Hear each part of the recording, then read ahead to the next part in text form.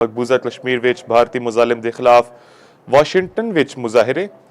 भारतीय मुजालिम की तस्वीर ते वीडियो स्कैनर्स उत्ते नशर कीतियां गईयां। मुहिम नेशनल मॉल कैपिटल हिल ते वाइट हाउस के तरफ चलाई गई।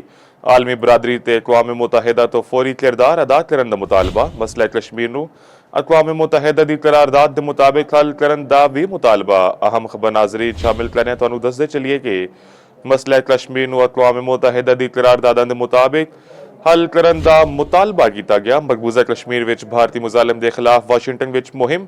भारतीय मुजालिम की तस्वीर ते वीडियो स्क्रीनिंग की गई। मुहिम नेशनल मॉल कैपिटल हिल ते वाइट हाउस के तरफ चलाई गईयां।